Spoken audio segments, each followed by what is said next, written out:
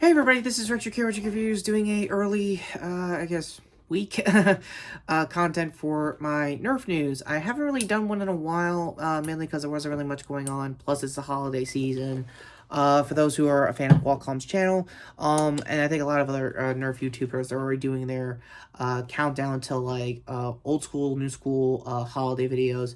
I don't do that because I don't buy an ass load of Nerf guys like I used to back in the day in this channel. Quick announcement, since I am talking Nerf, I am trying to hopefully in 2023 plan to do a second channel dedicated to just that for melee news and stuff like that, because the basement downstairs is actually pretty good. I did a test video as like a proof of concept thing. It needs a few more things clearly, but hopefully I could use it as a space to mainly talk Nerf. And you're probably wondering, why is Hyper here? Did I finally get that new Brush 100 or whatever that practical Slamfire adjacent Hyper Blaster? No, it's mainly to talk about the Gelfire. I don't have the news on me. This is an update to the Pro. This is my quick thoughts on the Mr. Beast Blaster. So, for those of you who don't know, the YouTuber in question, Jimmy, he is pretty much the new, Kingmaker, weird, high-profile YouTube channel that became bigger than that. Very philanthropist. Is an old term I haven't really had to use here in a while. Very shareable with his money and stuff like that. Very useful. I hope not all for content and stuff like that. How is this pertaining into the Nerf side? Great question. Coming with a great answer. He is doing a Nerf blaster designed on the Gelfire. I think I did this last time as the real Nerf I did with the Gelfire system and debated testing the idea of basically if I could do a grifter loadout with it. Since also speaking of grifter, I did pick up some comics, like I said in one of the shorts, in the figure forms. Yeah, I did get the new run and the 30th anniversary Wildstorm comic, so that's a quick aside. Getting back to the Mr. Beast Blaster on Hasbro Pulse, I'm pretty sure there's official news, I'll leave it down below. Yeah, it looks a lot better than the base blaster. So as the Hyperfire here, as a quick, reminder of what this would look like. The front barrel would be a full barrel, like, pretty much, I think, the same size as the Hyper barrel. That's, wow, Nerf, really? Also stock here, and, yeah, it also has those weird, unnecessary, faux, tack rails that don't really do much, even on a airsoft, or I guess in this case, paintball / Gelfire, gel ball sense. But in Jimmy's version of the blaster, it's a little bit more practical. You're still getting the base body of the blaster. However, the color scheme is his channel's colors. It's got his usual navies and purples. So again, nothing really crazy there. However, what's surprising is that you would think a crossover blaster to a very niche, very trying to be pro yet not actually pro with, half-length rounds blaster would be a couple bucks more than the actual base blaster, which was, I think, hovering at $80 at the time of this recording. Turns out, if I'm remembering correctly on the Amazon listing, that it's going for 70 USD. Don't know around the world why, so again, you're basically getting a different style blaster, $10 off than the original price, and from the look of the hopper, it's actually going to be more practical than the base blaster itself. Either Jimmy must have had a quick run around with the blaster and wanted to do his version a little bit at least crazy, or some miscommunication was happening on Hasbro's end. Lastly, I want to talk about mostly the Hasbro Pulse stuff in general, not just Mr. Beast's blaster. I do want to do my quick thoughts on the now released Aliens blaster for the 35th anniversary. I was gonna save this for my I got my Star Wars holiday special. The day I do a retro review of that is gonna be weird holidays wise. I am planning to do a Guardians of the Galaxy holiday special because the new trailer dropped this week also, and I was also planning to do a trailer roundup. So again, I have a week off, job-wise, and it's going to be a lot of time making some catch-up content, so it's going to be pretty crazy as far as, getting ready for the end of the year content goes. So, yeah, so my thoughts on the Aliens Blaster, it's okay.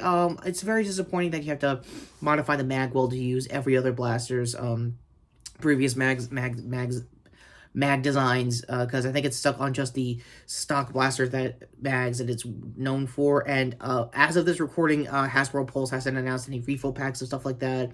The undergun is about the same, like everyone thought it was going to be. It was basically going to be a Big Shock Mega undergun, which it makes a lot of sense. You could still, there's still room to mod that at the very least.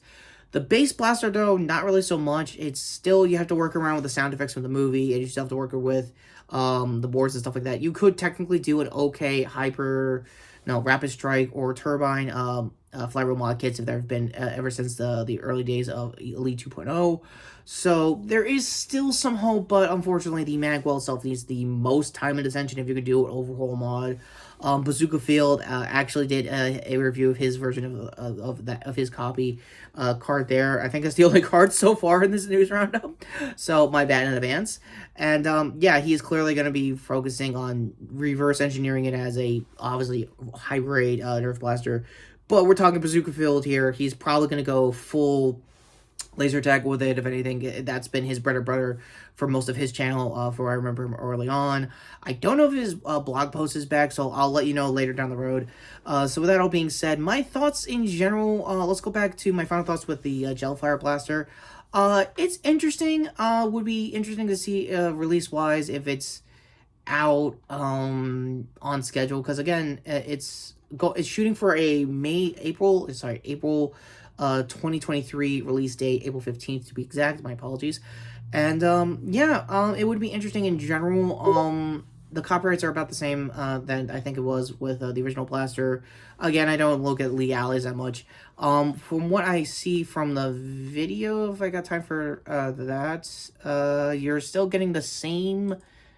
Actually, I think you're getting more Gelfire rounds than I think the base blaster did for most of the people who I know, who got review copies. So that's pretty cool. You still have your charging ports. You still have basically, again, this is still a Gelfire with a new hopper. That's really what it is with the new paint scheme and a hopper. It looks better. If you're a fan of Mr. Beast's content, it's a win for you because you're getting this $10 less than the original blaster. So keep that with a grain of salt, if anything. For Jimmy, it's a decent promotion. It's nothing really crazy. It's about the same kind of level as Do Perfect used to be with their outdoor blasters or outdoor products in general with Nerf. So as far as a decent content creator relationship goes, Hasbro does have a track record for that. Lastly, since I'm also here and before we get to the cards, I'm very much aware, speaking of cards, I am very much aware of the Wizards of the Coast, I guess, Magic the Gathering situation, because that franchise has just turned, I think, either 30 or 40. I'm not a Magic guy, but I'm very much aware they're price gouging up the cards to no end, to the point where the first edition cards got a $1,000 price tag. As someone who has never done card hobby interests or card collecting in general, I can tell you out of the gate that is way too expensive, even for a niche hobby that even I as a channel am associated with niche hobbies. So yeah, that's a lot. And yeah, Hasbro stock is clearly tanking. For those who understand line go up, line go down. Sorry for the Pixel Circus reference there. Go to their channel, by the way.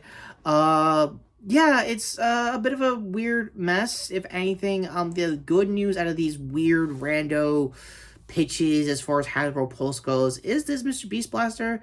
If anything, it'll make a decent conversation for a lot of people in the Nerf hobby. They'll probably do it to say they had it. They'll do it for content. They'll probably do it as a filler thing. Ultimately, it's just an update to what's already going to be a mid-tier blaster as far as special interest hobby grade wannabe, except doesn't actually want to commit Hasbro blasters. I don't know where this stands in the Gelfire system until I saw Bradley Phillips' video. He basically went on a okay amount of time explaining why, yeah, it's okay as a plinker blaster, as in me running around in the house kind of thing. It's perfect for my specifications for the hobby. As someone who's just going to be using it to demo stuff, in case you want to just, get bored and just, shoot around in your basement or backyard or whatever. It does service that as an actual competition grade platform of a base blaster. I don't really think so. I'm going to go with what everyone has basically said. Ultimately, I was going to regardless because I think the price is too high. 80 is a little over than what you should be aiming for. A 65 or now with the Mr. Beast blaster, A $70 price tag is a little right where you want to be next time if Gelfire is going to succeed, which I don't think it will personally, but with this Mr. Beast crossover right now, I think they have no choice but to find a blaster that will keep this line going as long as they can, Hasbro-wise. So with all my analytical stuff out of the way, what did you think of all the news? This is a very long overdue Nerf news roundup. Like I said, hopefully in 2023, I can start building the process of getting a new second channel, so that way I could just discuss Nerf in general, cosplay ideas, a lot of community stuff. Also, I'm very much happy that I have a community tab, so I'm going to try to use those posts to see what you guys want to see for the new second channel. Again, let me know in the comments and the community tab below when I get those posts going. So with that all being said, end cards finally coming up to my previous video here, which was, I believe, talking, unfortunately, the passing of JDF, and also shorts playlist here for my Mighty 9 first half reaction. Yeah, I'm gonna have a fun time talking part 2 in the shorts next week as well, so sure here, obviously, to sub to the channel, notification bell down below, comments as usual to let me know about everything you thought about here, and with that all being said, I am Richard Reviews, and wow, back doing a vlog with news in a very long time. Yes, it's been a while. But then again, there's end of the year stuff, and Avatar: The Way of Water. Yeah, long story short, I'm going to talk more about the journey, what led to that. There's a lot going on than just James Cameron having an underwater vibe. It's a vibe, and you'll know why soon. Hopefully, the trailer router will explain later coming up.